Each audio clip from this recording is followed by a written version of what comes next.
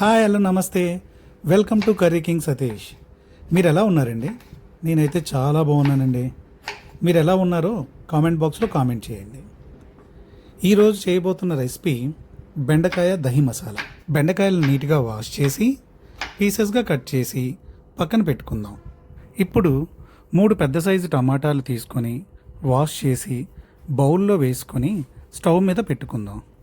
కాసేపు చల్లారిన తర్వాత టమాటాపై తొక్కను తీసి పేస్ట్ చేసి దానిని ఒక బౌల్లో తీసి పక్కన పెట్టుకుందాం.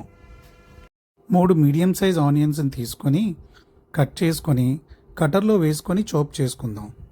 మసాలా తయారీ కోసం బౌల్లో ఫ్రెష్ కర్డ్ తీసుకొని 1/4 టీ స్పూన్ పసుపు, 1 టీ స్పూన్ జీరా, 1 టీ స్పూన్ ధనియా పొడి, 1 టీ స్పూన్ కారం, 1 teaspoon garam masala, 1 teaspoon salt వేసుకొని పెరుగులో మసాలాలన్నీ బాగా మిక్స్ అయ్యే విధంగా కలుపుకోవాలి. ఇప్పుడు స్టవ్ పై కడాయి పెట్టుకొని 2 టేబుల్ స్పూన్ ఆయిల్ పోసుకొని ఆయిల్ మరిగేంత వరకు వెయిట్ చేసి ముందుగా తరిగి పెట్టుకుంచుకున్న బెండకాయ ముక్కల్ని ఆయిల్లో వేసుకొని కొద్దిగా పసుపు, కొద్దిగా ఉప్పు వేసుకొని 5 నిమిషాల పాటు మీడియం ఫ్లేమ్లో దోరగా బెండకాయ ముక్కలను వేయించుకోవాలి. వేయించుకున్న బెండకాయ ముక్కలను ఒక ప్లేట్లోకి తీసుకొని పక్కన పెట్టుకోవాలి.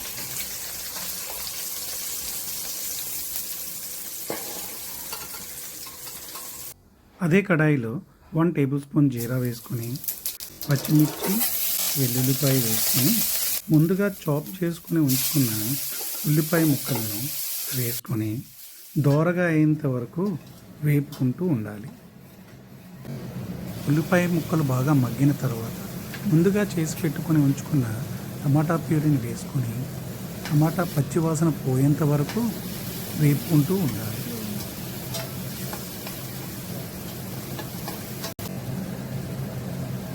ముందుగా తయారు చేసి పెట్టిన పెరుగు మసాలాను కడాయిలో వేసి 5 నుంచి 10 నిమిషాల పాటుగా మూత పెట్టుకొని మగ్గనివ్వాలి.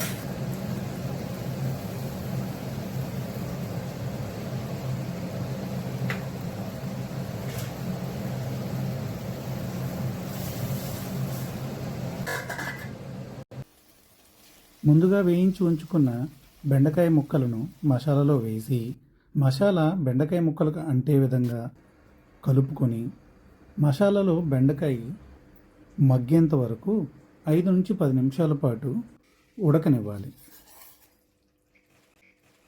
బెండకాయ పెరుగు మసాలా కర్రీ రెడీ అయిపోయిందండి.